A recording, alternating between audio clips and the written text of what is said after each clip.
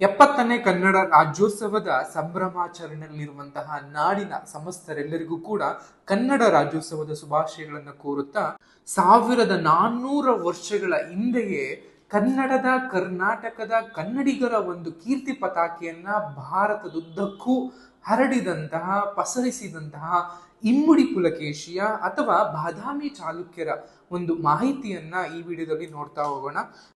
ಬಾದಾಮಿ ಚಾಲುಕ್ಯರನ್ನ ಆರಂಭಿಕ ಚಾಲುಕ್ಯರು ಅಂತಲೂ ಕೂಡ ಕರೀತಾ ಬರ್ತಾರೆ.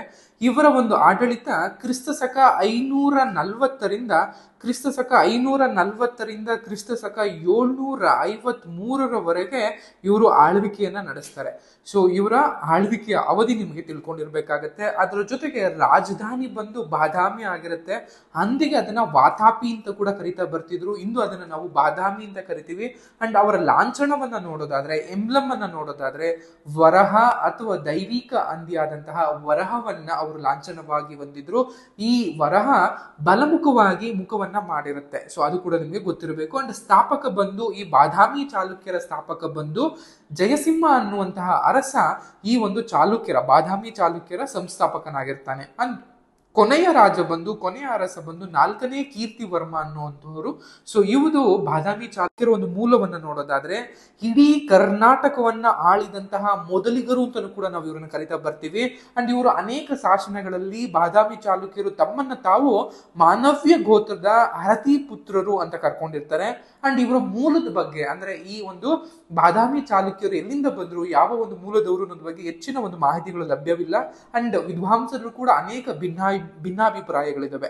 ಬಟ್ ಕೆಲವು ಇತಿಹಾಸರ ಪ್ರಕಾರ ಬಾದಾಮಿಯ ಒಂದು ಸ್ಥಳೀಯ ಜನರು ಇವರು ಅನ್ನುವಂಥದ್ದು. ಕೆಲವರೇನು ವಿದೇಶಿ ಲಿಂಕ್ಗಳನ್ನು ಕೂಡ ಕೊಡ್ತಾ ಬರ್ತಾರೆ. ಬಟ್ ಹೆಚ್ಚಿನ ಒಂದು ವಿದ್ವಾಂಸರು ಬಾದಾಮಿಯ ಒಂದು ಸ್ಥಳೀಯ ಜನರು ಚಾಲುಕ್ಯರು ಅನ್ನುವಂಥದ್ದು ಕೂಡ ಕರೀತಾರೆ. ಏನಕ್ಕೆ ಅನ್ನುವಂಥದ್ದು, ಈ ಒಂದು ಚಾಲುಕ್ಯರ ಸೇವೆಯನ್ನ ಅದು ಚಾಲುಕ್ಯರ ಸೇನೆ ಅಥವಾ ಸೈನ್ಯವನ್ನ ಕರ್ನಾಟ ಬಲ ಅಂತಲೂ ಕೂಡ ಕರಿತಾ ಬರ್ತಿದ್ರು. ಅದ್ರ ಜೊತೆಗೆ ಅರಸರಿಗೆ ಕೆಲವು ಅವರ ಹೆಸರಿಂದ ಅರಸ ಅನ್ನುವಂತಹ ಒಂದು ಇಲಕ್ಕೇನೋ ಟ್ಯಾಗ್ ಲೈನ್ ಇರ್ತಾ ಇತ್ತು. ಅಂದ್ರೆ ಫಾರ್ ಎಕ್ಸಾಂಪಲ್ ಕಟ್ಟಿಯ ಅರಸ ಆಗಿರ್ಬೋದು, ಮಂಗಳ ಅರಸ ಆಗಿರ್ಬೋದು, ಇದೇ ರೀತಿಯಾದಂತಹ ಅನೇಕರು ಅಂದ್ರೆ ಯೂಶಲಿ ಏನೋ ಬಿಟ್ಟಿ ಅರಸ, ಮಂಗಳ ಅರಸ, ಪುಲಕೇಶಿ, ಕತ್ತಿಯ ಅರಸ ಅನ್ನುವಂಥವೆಲ್ಲವೂ ಕೂಡ ಅವರ ಹೆಸರ ಹಿಂದೆ ಅರಸ ಅನ್ನುವಂತಹ ಪದ ಬರ್ತಿತ್ತು. ಈ ಅರಸ ಅನ್ನುವಂಥದ್ದು ಅಚ್ಚ ಕನ್ನಡ ಪದ ಆಗಿರೋದ್ರಿಂದ ಬಾದಾಮಿ ಚಾಲುಕ್ಯರು ಕರ್ನಾಟಕಕ್ಕೆ ಮತ್ತು ಕನ್ನಡಕ್ಕೆ ನೇಟಿವ್ ಆದಂತಹ ಸ್ಥಳೀಯ ಜನರು ಅನ್ನುವಂತಹ ಒಂದು ಇದನ್ನ ಕೂಡ ಕೊಡ್ಲಾಗಿದೆ.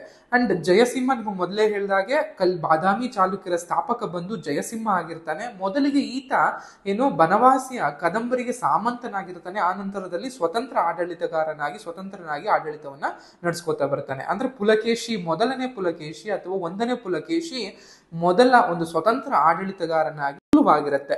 ಇನ್ನು ಅಂದ್ರೆ ಪ್ರಮುಖ ಅರಸರ ಬಗ್ಗೆ ನೋಡ್ತಾ ಬಂದಾಗ ಅಥವಾ ಪ್ರಮುಖವಾಗಿ ಯಾವೆಲ್ಲ ಅರಸರು ಬರ್ತಾರೆ ಅಂತ ನೋಡ್ತಾ ಬಂದಾಗ ಬರುವಂತದ್ದು ನಮಗೆ 1ನೇ ಪುಲಕೇಶಿ 540ರಿಂದ 566ರವರೆಗೆ ಆಳ್ವಿಕೆ ನಡೆಸಿದಂತಹ 1ನೇ ಪುಲಕೇಶಿ ಈ ಒಂದು ಬಾದಾಮಿ ಚಾಲುಕ್ಯ ಮನೆತನದ ಸ್ವತಂತ್ರ ಆಡಳಿತಗಾರನಾಗ್ತಾನೆ. ಬನವಾಸಿ ಕದಂಬರನ್ನ ಸೋಲಿಸಿ ಸ್ವಾತಂತ್ರ್ಯವನ್ನ ಘೋಷಿಸಿಕೊಡ್ತಾನೆ. ಬಾದಾಮಿಯಲ್ಲಿ ಕೋಟೆಯನ್ನ ನಿರ್ಮಿಸಿ ಅದನ್ನ ತನ್ನ ರಾಜಧಾನಿಯನ್ನಾಗಿ ಮಾಡಿಕೊಳ್ಳೋದ್ರ ಮೂಲಕ 1ನೇ ಪುಲಕೇಶಿ ಬಾದಾಮಿ ಚಾಲುಕ್ಯರ ಒಂದು ವಿಸ್ತೀರ್ಣವನ್ನ ಆಡಳಿತವನ್ನ ಹರಡ್ತಾ ಬರ್ತಾರೆ. ಬಾದಾಮಿಯಲ್ಲಿರುವಂತಹ ಬಂಡೆ ಶಾಸನ ಇದೆಯಲ್ಲ, ಅದು ಕನ್ನಡದಲ್ಲಿ ರಚಿಸಲಾಗಿದೆ. ಆ ಶಾಸನದ ಪ್ರಕಾರ ಅಶ್ವಮೇಧ ಯಾಗವನ್ನ ಕೂಡ ಕೈಗೊಂಡ ಅನ್ನುವಂಥದ್ದು ಕೂಡ ಹೇಳ್ತಾ ಬರುತ್ತೆ. ಇನ್ನು ಪುಲಕೇಶಿ 1ನೇ ಪುಲಕೇಶಿಯನ್ನ ಪ್ರಿಯತನಜ ಅನ್ನುವಂತನು ಕೂಡ ಕರಿತಾ ಇದ್ರು ಅಂತ ಮಹಾಕೂಟ ಸ್ತಂಭದ ಶಾಸನದಲ್ಲಿ ತಿಳಿಸಲಾಗಿದೆ. ಇದು ನಮಗೆ ಮುಖ್ಯವಾಗಿ. ಆ ನಂತರದಲ್ಲಿ ಬಾದಾಮಿ ಚಾಲುಕ್ಯರಿಂದ ಮುಖ್ಯವಾದ ಅರಸರು ಕಂಡು ಬರುವಂತದ್ದು ಮಂಗಳೇಶ ಆಗಿರ್ಬೋದು, ಅಥವಾ ಪುಲಕೇಶಿ 2 ಅಥವಾ ಇಮ್ಮಡಿ ಪುಲಕೇಶಿ ಆಗಿರ್ಬೋದು. ಆ ನಂತರದಲ್ಲಿ ಬರುವಂತದ್ದು ನಮಗೆ ವಿನಯಾದಿತ್ಯ ಆಗಿರ್ಬೋದು, ವಿಕ್ರಮಾದಿತ್ಯ 1ನೇ ವಿಕ್ರಮಾದಿತ್ಯ ಆಗಿರ್ಬೋದು, ವಿಜಯಾದಿತ್ಯ ಆಗಿರ್ಬೋದು, 2ನೇ ವಿಕ್ರಮಾದಿತ್ಯ, 2ನೇ ಕೀರ್ತಿವರ್ಮ. ಇವರೆಲ್ಲರೂ ಕೂಡ ನಮಗೆ ಪ್ರಮುಖವಾದಂತಹ ಬಾದಾಮಿ ಚಾಲುಕ್ಯರ ಅರಸರಾಗಿರ್ತಾರೆ. ನಮ್ಗೆ ಇದರಲ್ಲಿ ತುಂಬಾನೇ ಇಂಪಾರ್ಟೆಂಟ್ ಆಗಿರುವಂತಹ ಮಹತ್ವದ ರಾಜರುಗಳು ಯಾರ್ಯಾರು ಅಂತ ಬಂದಾಗ ನಮಗೆ 2ನೇ ವಿಕ್ರಮಾದಿತ್ಯ ಆಗಿರ್ಬೋದು, ಅಥವಾ ಇಮ್ಮಡಿ ಪುಲಕೇಶಿ ಆಗಿರ್ಬೋದು, ಮತ್ತು ಕೀರ್ತಿವರ್ಮ 2 ಇವರು ನಮಗೆ ತುಂಬಾನೇ ಪ್ರಮುಖವಾದಂತಹ ಅರಸರಾಗಿರ್ತಾರೆ. ಇನ್ನು ಪುಲಕೇಶಿ ಅಥವಾ ಪುಲಕೇಶಿ ಬಗ್ಗೆ ತಿಳ್ಕೋಬೇಕು ಅಂತ ಅಂದ್ರೆ ನಾವು ಮಂಗಳೇಶನ ಬಗ್ಗೆ ತಿಳ್ಕೋಬೇಕು. ಮಂಗಳೇಶ ಯಾಕೆ ಅಂತ ಅಂದ್ರೆ ಕೀರ್ತಿವರ್ಮನ 1ನೇ ಮಕ್ಕಳು ಬಂದಿರ್ತಾರಲ್ವಾ, ಕೀರ್ತಿವರ್ಮನ ಮಕ್ಕಳು ಬಂದು ನಮ್ಗೆ 2ನೇ ಪುಲಕೇಶಿ, ಕುಬ್ಜ ವಿಷ್ಣುವರ್ಧನ ಮತ್ತು ಬುದ್ಧರಸ ಅನ್ನುವಂತಹ 3 ಮಕ್ಕಳನ್ನ ಹೊಂದಿರ್ತಾನೆ. ಅದ್ರ ಜೊತೆಗೆ ಕೀರ್ತಿವರ್ಮ ಅಕಾಲಿಕವಾಗಿ ಸಾಯೋದ್ರಿಂದಾಗಿ ಪುಲಕೇಶಿ ಆಗಿರ್ಬೋದು ಅಥವಾ ಕೀರ್ತಿವರ್ಮನ ಮಕ್ಕಳು ಇನ್ನೂ ಅಪ್ರಾಪ್ತ ವಯಸ್ಸಿನಲ್ಲಿರ್ತಾರೆ. ಸೊ ಅದರಿಂದಾಗಿ ಆತನ ತಮ್ಮನಾದಂತಹ ಮಂಗಳೇಶನಿಗೆ ಅಧಿಕಾರ ಹಸ್ತಾಂತರಿಸುತ್ತೆ. ಸೊ ಅವರು ನಮ್ಗೆ ಮಂಗಳೇಶ ಆಗಿರ್ತಾನೆ ಅಥವಾ ಕೀರ್ತಿವರ್ಮನ ತಮ್ಮನಾಗಿರ್ತಾನೆ ಮಂಗಳೇಶ ಅನ್ನುವಂಥದ್ದು ಗೊತ್ತಿರ್ಲಿ. ಈ ಮಂಗಳೇಶ ಅರಸ 596ರಿಂದ 609ರವರೆಗೆ ಆಳ್ವಿಕೆಯನ್ನು ನಡೆಸ್ತಾ ಬರ್ತಾನೆ. ಯಾರು? ಮಂಗಳೇಶ. ಈತ ವಿಷ್ಣುವಿನ ಮಹಾನ್ ಭಕ್ತನಾಗಿರ್ತಾನೆ. ಅದರಿಂದನಾಗೆ ಬಾದಾಮಿಯಲ್ಲಿ ವಿಷ್ಣು ಗುಹೆಗಳನ್ನ ಅಥವಾ ವಿಷ್ಣು ಗುಹಾ ದೇವಾಲಯಗಳನ್ನ ಸ್ಥಾಪನೆ ಮಾಡುವಂಥದ್ದು ಮತ್ತು ಈ ಮಂಗಳೇಶನನ್ನ ಅದರಿಂದಾಗಿ ಆತನನ್ನ ಚಾಲುಕ್ಯರ ಒಂದು ವಾಸ್ತುಶಿಲ್ಪದ ಪಿತಾಮಹ ಅಂತನೂ ಕೂಡ ಯಾರನ್ನ ಕರೀತಾರೆ ಅಂತ ಬಂದ್ರೆ ಮಂಗಳೇಶನನ್ನ ಚಾಲುಕ್ಯ ವಾಸ್ತುಶಿಲ್ಪದ ಒಬ್ಬ ಪಿತಾಮಹ ಅಂತನೂ ಕೂಡ ಕರೀತಾ ಬರ್ತಾರೆ. ಅಂಡ್ ಈ ಗುಹೆಗಳಲ್ಲಿ ನಮ್ಗೆ ಅದ್ರ ಜೊತೆಗೆ ಮಹಾಕೂಟೇಶ್ವರ ದೇವಾಲಯ ಆಗಿರ್ಬೋದು, ಸ್ತಂಭ ಶಾಸನಗಳಾಗಿರ್ಬೋದು, ಇವೆಲ್ಲವನ್ನು ಕೂಡ ಹೇಳ್ತಾ ಬರುತ್ತೆ. ಅಂಡ್ ಈ ಶಾಸನಗಳು ನಮಗೆ ಮುಖ್ಯವಾಗಿ ಗಂಗರು, ಪಲ್ಲರು, ಚೋಳರು, ಅಲುಪರು, ಕಲಚೂರಿಗಳು ಮತ್ತು ಕದಂಬರನ್ನ ಈ ಮಂಗಳೇಶ ಸೋಲಿಸ್ತಾ ಅನ್ನುವಂಥದ್ದು ನಮ್ಗೆ ಹೇಳ್ತಾ ಬರ್ತಾರೆ. ಅಂಡ್ ಈ ಮಂಗಳೇಶನಿಗೆ ಇದ್ದಂತಹ ಬಿರುದುಗಳು ಯಾವ್ಯಾವು ಅಂತ ಬಂದಾಗ ಪರಮ ಭಾಗವತ ಅನ್ನುವಂಥದ್ದು, ಸೃಷ್ಟಿ ವಲ್ಲಭ ಅನ್ನುವಂಥದ್ದು, ರಣವಿಕ್ರಮ, ಸಿಂಹ ವಿಕ್ರಮ ಅನ್ನುವಂತಹ ಬಿರುಗಳನ್ನ ಒಬ್ಬ ಮಂಗಳೇಶ ಹೊಂದಿದ್ದ. ಮಂಗಳೇಶ ಬಹು ಸಾಹಸಿ ಆಗಿದ್ದ. ಆತ ಸಣ್ಣ ಸಮಯದಲ್ಲಿ ಕೂಡ ತನ್ನ ವಿಸ್ತೀರ್ಣವನ್ನ ಅಥವಾ ಏನು ಬಾದಾಮಿ ಚಾಲುಕ್ಯರ ಒಂದು ವಿಸ್ತೀರ್ಣವನ್ನ ಹೆಚ್ಚು ವಿಸ್ತರಿಸ್ತಾ ಬರ್ತಾರೆ. ಕೊನೆಯದಾಗಿ ಅಧಿಕಾರಕ್ಕಾಗಿ ನಡೆದಂತಹ ಏಳಪ್ಪತ್ತು ಸಿಂಬೆ ಎನ್ನುವಂತಹ ಪ್ರದೇಶದಲ್ಲಿ ನಡೆದಂತಹ ಅಂದ್ರೆ ಇಂದಿನ ಆಂಧ್ರ ಪ್ರದೇಶದ ಅನಂತಪುರದಲ್ಲಿ ಇರುವಂತಹ ಏಳಪ್ಪತ್ತು ಸಿಂಬೆ ಎನ್ನುವಂಥದ್ದಲ್ಲಿ ಮಂಗಳೇಶ ಮತ್ತು ಆತನ ಅಣ್ಣನ ಮಗನಾದಂತಹ ಇಮ್ಮಡಿ ಪುಲಕೇಶಿ ನಡುವೆ ಒಂದು ಯುದ್ಧವನ್ನ ಆಗತ್ತೆ. ಈ ಯುದ್ಧದಲ್ಲಿ ಇಮ್ಮಡಿ ಪುಲಕೇಶಿ ಮಂಗಳೇಶನನ್ನು ಕೊಂದು ಇಮ್ಮಡಿ ಪುಲಕೇಶಕ್ಕೆ ಬರ್ತಾನೆ. ಈತನ ಅಧಿಕಾರಾವಧಿ ಕ್ರಿಸ್ತ ಶಕ 609ರಿಂದ 642ವರೆಗೂ ಕೂಡ ಆಳ್ವಿಕೆಯನ್ನ ಇಮ್ಮಡಿ ಪುಲಕೇಶಿ ಹರಡ್ತಾ ಬರ್ತಾನೆ. ಈತ ಇಮ್ಮಡಿ ಪುಲಕೇಶಿ ಅಥವಾ ದಕ್ಷಿಣ ಪತೇಶ್ವರ ಅನ್ನುವಂತ ನಾವು ಕರೆಯುವಂತಹ ಇಮ್ಮಡಿ ಪುಲಕೇಶಿ ಬಾದಾಮಿ ಚಾಲುಕ್ಯ ರಾಜಮನೆತನದ ಒಬ್ಬ ಸುಪ್ರಸಿದ್ಧ ಮತ್ತು ಭಾರತದ ಅತ್ಯುನ್ನತವಾದಂತಹ ಒಬ್ಬ ಶ್ರೇಷ್ಠ ಅರಸರಲ್ಲಿ ಒಬ್ಬ ಅಂತಲೂ ಕೂಡ ಕರಿತಾ ಬರ್ತೀವಿ. ಈತನ ಮೂಲ ಹೆಸರು ಎರೆಯಪ್ಪ ಅನ್ನುವಂಥದ್ದು. ಇಮ್ಮಡಿ ಪುಲಕೇಶಿಯ ಮೂಲ ಹೆಸರು ಎರೆಯಪ್ಪ ಅನ್ನುವಂಥದ್ದು ಐಹೊಳೆ ಶಾಸನ ಆಗಿರ್ಬೋದು ಅಥವಾ ಚೀನಿ ಒಂದು ಪ್ರವಾಸಿಗಾದಂತಹ ಯುವನ್ ಸಾಂಗ್ಗಳು, ಇವರ ಒಂದು ಏನು ದಾಖಲೆಗಳೇನಿವೆ ಅಥವಾ ಇವರ ಒಂದು ರೈಟಿಂಗ್ಸ್ ಗಳೇನಿದಾವೆ ಇವು ನಮಗೆ ಇಮ್ಮಡಿ ಪುಲಕೇಶಿಯ ಸಾಧನೆ ಮತ್ತು ಆಡಳಿತದ ಬಗ್ಗೆ ತಿಳ್ಕೊಳ್ಳೋದಕ್ಕೆ ತುಂಬಾನೇ ಸಹಾಯವನ್ನ ಮಾಡ್ತಾ ಬರ್ತವೆ. ರವಿಕೀರ್ತಿ ಅನ್ನುವಂಥವನು ಈತನ ಅಂದ್ರೆ ಇಮ್ಮಡಿ ಪುಲಕೇಶಿಯ ಆಸ್ಥಾನದ ಒಬ್ಬ ಕವಿ ಮತ್ತು ಸೇನಾಧಿಪತಿ ಆಗಿರ್ತಾನೆ ಅನ್ನೋದು ಕೂಡ ಗೊತ್ತಿರಬೇಕಾಗತ್ತೆ. ಯಾಕೆಂದ್ರೆ ರವಿಕೀರ್ತಿ ಕೂಡ ನಮ್ಗೆ ತುಂಬಾ ಇಂಪಾರ್ಟೆಂಟ್ ಆಗಿರ್ತಾನೆ. ಈ ಒಂದು ಐಹೊಳೆ ಶಾಸನ ಅಂತ ನಾವು ಕರಿತೀವಿ. ಐಹೊಳೆ ಶಾಸನ ಅನ್ನುವಂಥದ್ದು ತುಂಬಾನೇ ಹೆಚ್ಚು ಇನ್ಫಾರ್ಮೇಶನ್ ಅನ್ನ ಕೊಡುವಂಥದ್ದು ಅಥವಾ ನಮಗೆ ಏನು ವಿಷ್ಣುವರ್ಧನ ಮತ್ತು ಅಥವಾ ಪುಲಕೇಶಿ ಮತ್ತು ಹರ್ಷವರ್ಧನನ ನಡುವೆ ನಡೆದಂತಹ ನರ್ಮದಾ ಯುದ್ಧದ ಬಗ್ಗೆ ಮಾಹಿತಿಯನ್ನ ಕೊಡುವಂಥದ್ದು ನಮಗೆ ಐಹೊಳೆಯಲ್ಲಿರುವಂತಹ ಐಹೊಳೆ ಶಾಸನ. ಈ ಶಾಸನವನ್ನ ರವಿಕೀರ್ತಿ ರಚಿಸಿದ್ದಾನೆ ಅನ್ನುವಂಥದ್ದು ಗೊತ್ತಿರಲಿ. ಅಂಡ್ ಪುಲಕೇಶಿಗೆ ಇದ್ದಂತಹ ಬಿರುದುಗಳು ಯಾವ್ಯಾವು ಅಂತ ಬಂದಾಗ ದಕ್ಷಿಣಾಪತೇಶ್ವರ ಅನ್ನುವಂತಹ ಬಿರುದನ್ನ ಇರುತ್ತೆ ಅಥವಾ ಪರಮೇಶ್ವರ ಅನ್ನುವಂತಹ ಬಿರುದು ಕೂಡ ಇರುತ್ತೆ. ಈ ದಕ್ಷಿಣ ಪರಮೇಶ್ವರ ಅನ್ನುವಂತಹ ಬಿರುದನ್ನ ಕೊಡುವಂಥದ್ದು ಉತ್ತರ ಪತೇಶ್ವರ ಅಂತಹ ಬಿರುದನ್ನ ಪಡೆದಿದ್ದಂತಹ ವರ್ಧನ ಡೈನಸ್ಟಿಗೆ ಅಥವಾ ವರ್ಧನ ಸಾಮ್ರಾಜ್ಯಕ್ಕೆ ಸೇರಿದಂತಹ ಏನು ಹರ್ಷವರ್ಧನ. ಸೊ ಒಂದು ದಂಡೆತ್ತಿ ದಕ್ಷಿಣದ ಬಗ್ಗೆ ಬರ್ಬೇಕಾದ್ರೆ ಅಥವಾ ನರ್ಮದಾ ನದಿ ದಡದಲ್ಲಿ ಬಂದಾಗ ನರ್ಮದಾ ದಡದಲ್ಲಿ ಇದ್ದಂತಹ ಇಮ್ಮಡಿ ಪುಲಕೇಶಿಯ ಸೈನ್ಯ ಮತ್ತು ಇಮ್ಮಡಿ ಪುಲಕೇಶಿ ವೀರಾವೇಶದಿಂದ ಹೋರಾಡಿ ಹರ್ಷವರ್ಧನನ್ನ ಸೋಲಿಸ್ತಾರೆ. ಆ ನಂತರದಲ್ಲಿ ಹರ್ಷವರ್ಧನ ಈತನಿಗೆ ದಕ್ಷಿಣಾಪತೇಶ್ವರ ಅನ್ನುವಂತಹ ಬಿರುದನ್ನ ಕೊಡ್ತಾನೆ. ದಕ್ಷಿಣಾಪತೇಶ್ವರ ಆಗಿರ್ಬೋದು, ಪರಮೇಶ್ವರ ಆಗಿರ್ಬೋದು, ಪೃಥ್ವಿ ವಲ್ಲಭ ಆಗಿರ್ಬೋದು, ಸತ್ರಾಶಯ ಅನ್ನುವಂಥದ್ದು, ವಲ್ಲಭೇಂದ್ರ ಅನ್ನುವಂಥದ್ದು ಇವೆಲ್ಲವೂ ಕೂಡ ಏನು ಇಮ್ಮಡಿ ಪುಲಕೇಶಿಯ ಬಿರುದುಗಳಾಗಿರ್ತವೆ. ಇಮ್ಮಡಿ ಪುಲಕೇಶಿ ಸೇನಾ ದಿಗ್ವಿಜಯಕ್ಕೆ ಅಥವಾ ಬಾದಾಮಿ ಒಂದು ಚಾಲುಕ್ಯರ ವಿಸ್ತೀರ್ಣವನ್ನ ವಿತರಿಸಿದ್ದಕ್ಕೆ ಅಥವಾ ಹೆಚ್ಚಿಸಿದ್ದಕ್ಕಾಗಿ ಹೆಚ್ಚು ಸುಪ್ರಸಿದ್ಧನಾಗಿದ್ದಾನೆ. ಆತನ ಒಂದು ಸೇನಾ ಸಾಧನೆಗಳನ್ನ ನೋಡೋದಾದ್ರೆ ಮೊದಲಿಗೆ ದಕ್ಕನ್ ರಾಜ್ಯಗಳೊಂದಿಗೆ ಯುದ್ಧವನ್ನ ಕೈಗೊಳ್ಳುವಂಥದ್ದು ಬನವಾಸಿಯ ಕದಂಬರಾಗಿರ್ಬೋದು, ಕೊಂಕಣದ ಮೌರ್ಯರಾಗಿರ್ಬೋದು, ತಲಕಾಡಿನ ಗಂಗರು ಮತ್ತು ದಕ್ಷಿಣ ಕನ್ನಡದ ಅಳುಪರು ಇವರೆಲ್ಲರನ್ನು ಕೂಡ ಸೋಲಿಸ್ತಾ ಬರ್ತಾನೆ.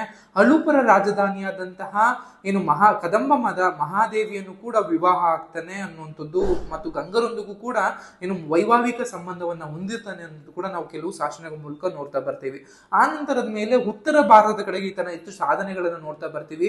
ಈತ ಉತ್ತರ ಭಾರತದಲ್ಲಿರುವಂತಹ ಪುರಿ ಆಗಿರ್ಬೋದು, ಪ್ರತಿಹಾರರು, ಗೂರ್ಜಾರರು, ಮಾಳುವರು ಇವರೆಲ್ಲರನ್ನೂ ಕೂಡ ಸೋಲಿಸ್ತಾ ಬರ್ತಾನೆ. ಅವರಿಂದ ಕಪ್ಪ ಕಾಣಿಕೆಗಳನ್ನ ಹೆಚ್ಚು ವಶಪಡಿಸ್ಕೊಳ್ತಾ ಬರ್ತಾನೆ.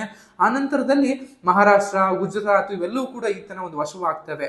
ಈತ ತನ್ನ ತಮ್ಮ ಆದಂತಹ ಜಯಸಿಂಹನನ್ನ ಗುಜರಾತಿನ ಮಾಂಡಲಿಕನನ್ನಾಗಿ ಮಾಡುವಂಥದ್ದು. ಈತ ಎರಡನೇ ಪುಲಕೇಶಿ 99,000 ಗ್ರಾಮಗಳನ್ನು ಒಳಗೊಂಡಂತಹ 3 ಮಹಾರಾಷ್ಟ್ರಕಗಳ ದೊರೆಯಾದನು ಅನ್ನುವಂಥದ್ದು ಕೂಡ ಕೆಲವು ನಮಗೆ ಶಾಸನಗಳ ಮೂಲಕ ತಿಳ್ಕೊತಾ ಬರುವಂಥದ್ದು. ಈತನ ಪ್ರತ್ಯುತ್ತಮವಾದಂತಹ ಅಥವಾ ಹೆಚ್ಚಿನ ಒಂದು ಯುದ್ಧ ಅನ್ನುವಂಥದ್ದು ಹರ್ಷವರ್ಧನನೊಂದಿಗೆ ನಡೆದಂತಹ ನರ್ಮದಾ ಯುದ್ಧ ಅನ್ನುವಂಥದ್ದು. ನಿಮ್ಗೆಲ್ಲ ಅವಾಗಲೇ ಹೇಳಿದ ಹಾಗೆ ಈ ನರ್ಮದಾ ಯುದ್ಧ ಅನ್ನುವಂಥದ್ದು ಕ್ರಿಸ್ತ 634 ನಡೆಯುವಂಥದ್ದು ಹರ್ಷವರ್ಧನನ ಜೊತೆಗೆ.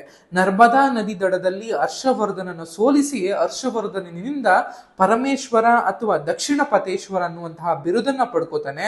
ಆ ನಂತರದಲ್ಲಿ ನರ್ಮದಾ ನದಿ ಇವನ ಸಾಮ್ರಾಜ್ಯದ ಉತ್ತರದ ಗಡಿಯಾಗಿರುತ್ತೆ ಅನ್ನುವಂಥದ್ದು. ಈ ಎಲ್ಲದರ ಬಗ್ಗೆ ನಮಗೆ ಮಾಹಿತಿಯನ್ನು ಕೊಡುವಂಥದ್ದು ಐಹೊಳೆ ಶಾಸನ ಅಥವಾ ಯುವಾನ್ ಸಾಂಗ್ ಬರೆದಿರುವಂತಹ ಕೆಲವು ಅವರ ಒಂದು ಲೆಡ್ಜರ್ ಏನಿದೆ ಅಥವಾ ಯುವಾನ್ ಸಾಂಗ್ ಬರೆದಂತಹ ಪ್ರವಾಸಿ ಕಥನದಲ್ಲೂ ಕೂಡ ನಮಗೆ ಇದ್ರ ಬಗ್ಗೆ ಹೆಚ್ಚು ಕಂಡು ಬರ್ತವೆ. ಆ ನಂತರದಲ್ಲಿ ಕಳಿಂಗ ರಾಜ್ಯಗಳ ಬಗ್ಗೆ ಅಥವಾ ಕಳಿಂಗ ಒಂದು ರಾಜಮನೆತನಗಳ ಬಗ್ಗೆ ಈತ ಗಮನವನ್ನ ಹರಿಸ್ತಾನೆ. ವೆಂಗಿ ಆಗಿರ್ಬೋದು ಅಥವಾ ಪುಷ್ಟಪುರಗಳನ್ನ ಗೆದಿಯೋದು ಮೂಲಕ ತನ್ನ ತಮ್ಮನಾದಂತಹ ಕುಬ್ಜ ವಿಷ್ಣುವರ್ಧನನ್ನ ವೆಂಗಿ ಪ್ರದೇಶದ ರಾಜ್ಯಪಾಲನನ್ನಾಗಿ ಮಾಡ್ತಾನೆ. ಆ ನಂತರದಲ್ಲಿ ಈತ ಸ್ವತಂತ್ರನಾಗಿ ವೆಂಗಿ ಚಾಲುಕ್ಯ ಅಥವಾ ಪೂರ್ವದ ಚಾಲುಕ್ಯ ಅನ್ನುವಂತಹ ಒಂದು ಸಾಮ್ರಾಜ್ಯವನ್ನು ಕೂಡ ಯಾರು ಕುಬ್ಜ ವಿಷ್ಣುವರ್ಧನ ತನ್ನದೇ ಆದಂತಹ ಒಂದು ಇದನ್ನ ಕಟ್ಕೋತಾ ಬರ್ತಾನೆ ಅನ್ನುವಂಥದ್ದು ಗೊತ್ತಿರಲಿ.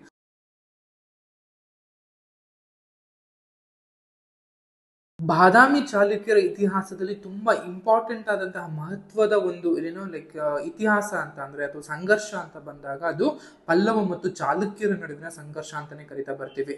ಪಲ್ಲವರೊಡನೆ ಈ ಚಾಲುಕ್ಯರು, ಬಾದಾಮಿ ಚಾಲುಕ್ಯರು ತುಂಬಾನೇ ಹೆಚ್ಚು ಯುದ್ಧಗಳನ್ನ ಮಾಡ್ತಾ ಬರ್ತಾರೆ. ಮೊದಲಿಗೆ ಎರಡನೇ ಪುಲಕೇಶಿ ಅಥವಾ ಇಮ್ಮಡಿ ಪುಲಕೇಶಿ ಕಂಚಿಯ ಮೇಲೆ ದಾಳಿಯನ್ನ ಮಾಡಿ ಪಲ್ಲವರ ದೊರೆಯಾದಂತಹ 1ನೇ ಮಹೇಂದ್ರ ವರ್ಮನನ್ನ ಪೊಲ್ಲಾಲೂರು ಅನ್ನುವಂತಹ ಒಂದು ಕದನದಲ್ಲಿ ಕ್ರಿಸ್ತ 632 ನಡೆದಂತಹ ಕದನದಲ್ಲಿ ಸೋಲಿಸ್ತಾನೆ. ಆ ಸೋಲಿಸೋದ್ರ ಮೂಲಕ ಇವರ ಒಂದು ಸಂಘರ್ಷ ಅಂದ್ರೆ ಪಲ್ಲವ ಮತ್ತು ಬಾದಾಮಿ ಚಾಲುಕ್ಯರ ಸಂಘರ್ಷ ಹೆಚ್ಚಾಗ್ತಾ ಬರುತ್ತೆ. ಆ ನಂತರದಲ್ಲಿ ಆ ಮಹೇಂದ್ರ ವರ್ಮನನ್ನು ಸೋಲಿಸಿದ ಮೇಲೆ ಅಲ್ಲಿರುವಂತಹ ದೇವಸ್ಥಾನಗಳಿಗೆ ಹೆಚ್ಚು ದುರಸ್ತಿಯನ್ನ ಮಾಡುವಂಥದ್ದು ಮತ್ತು ಕಾಣಿಕೆಗಳನ್ನು ನೀಡೋದ್ರ ಮೂಲಕ ಒಂದಿಷ್ಟು ಇದನ್ನ ಮಾಡ್ತಾ ಬರೋದು ಇವೆಲ್ಲ ಆಗ್ತಾ ಬರುತ್ತೆ. ಆ ನಂತರದಲ್ಲಿ ಚೋಳ ಆಗಿರ್ಬೋದು, ಚೇರ ಆಗಿರ್ಬೋದು, ಪಾಂಡ್ಯ ಆಗಿರ್ಬೋದು, ಕೇರಳದ ಇವರೆಲ್ಲದ್ರ ಮೂಲಕ ಕಪ್ಪ ಕಾಣಿಕೆಗಳನ್ನು ಸಂಗ್ರಹಿಸ್ಕೊ ಬರ್ತಾನೆ. ತನ್ನ ಒಂದು ಸಾರ್ವಭೌಮತ್ವವನ್ನ ಎಲ್ಲರ ಮೇಲೆ ಹೇರ್ತಾ ಬರ್ತಾನೆ ಅನ್ನುವಂಥದ್ದು ಗೊತ್ತಿಲ್ಲ.